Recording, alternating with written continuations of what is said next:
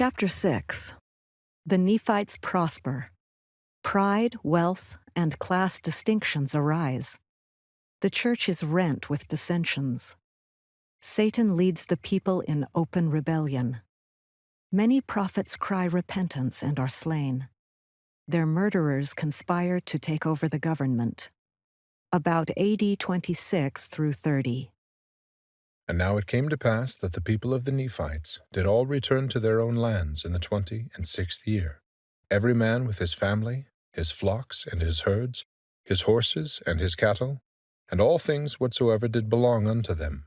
And it came to pass that they had not eaten up all their provisions, therefore they did take with them all that they had not devoured, of all their grain of every kind, and their gold, and their silver, and all their precious things.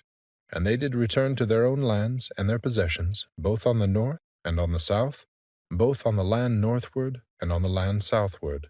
And they granted unto those robbers who had entered into a covenant to keep the peace of the land, who were desirous to remain Lamanites, lands according to their numbers, that they might have with their labors wherewith to subsist upon. And thus they did establish peace in all the land. And they began again to prosper and to wax great. And the 26th and 7th years passed away, and there was great order in the land, and they had formed their laws according to equity and justice. And now there was nothing in all the land to hinder the people from prospering continually, except they should fall into transgression. And now it was Gidgiddoni and the judge Laconius, and those who had been appointed leaders, who had established this great peace in the land.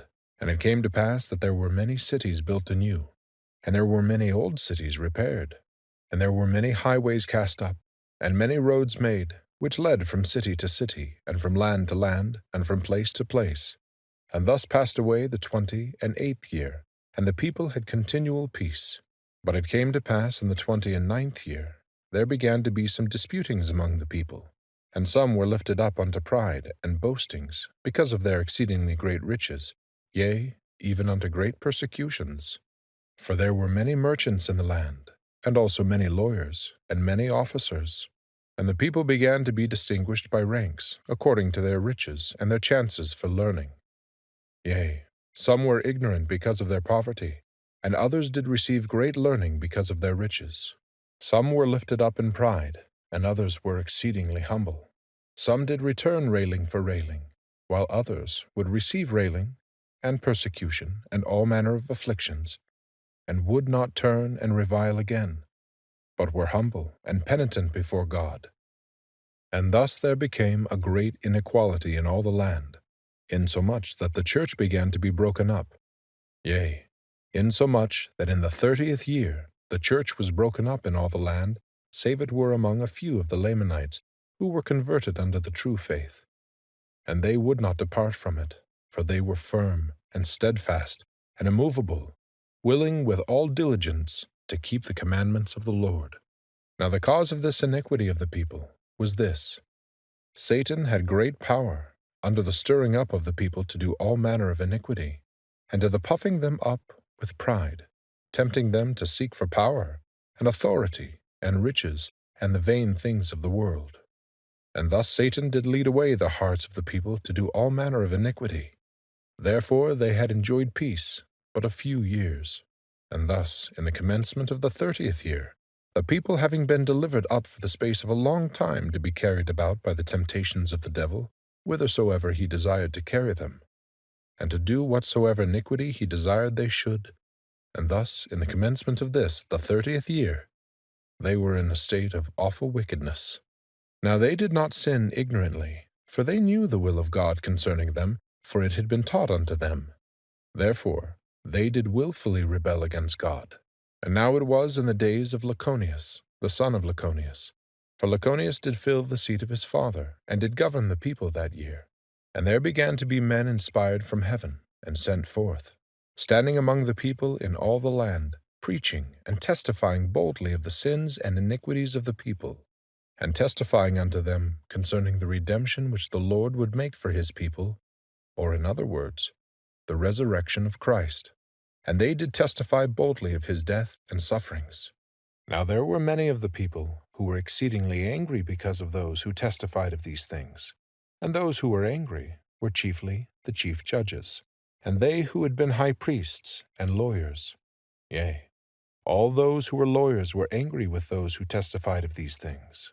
Now there was no lawyer, nor judge, nor high priest that could have power to condemn anyone to death, save their condemnation was signed by the governor of the land. Now there were many of those who testified of the things pertaining to Christ, who testified boldly, who were taken and put to death secretly by the judges, that the knowledge of their death came not unto the governor of the land until after their death. Now behold, this was contrary to the laws of the land, that any man should be put to death, except they had power from the governor of the land. Therefore a complaint came up unto the land of Zarahemla, to the governor of the land, against these judges who had condemned the prophets of the Lord unto death, not according to the law. Now it came to pass that they were taken and brought up before the judge, to be judged of the crime which they had done, according to the law which had been given by the people. Now it came to pass that those judges had many friends and kindreds, and the remainder, yea, even almost all the lawyers and the high priests, did gather themselves together, and unite with the kindreds of those judges who were to be tried according to the law. And they did enter into a covenant one with another, yea, even into that covenant which was given by them of old, which covenant was given and administered by the devil, to combine against all righteousness. Therefore they did combine against the people of the Lord, and enter into a covenant to destroy them, and to deliver those who were guilty of murder from the grasp of justice, which was about to be administered according to the law. And they did set at defiance the law and the rights of their country, and they did covenant one with another, to destroy the governor, and to establish a king over the land, that the land should no more be at liberty, but should be subject unto kings.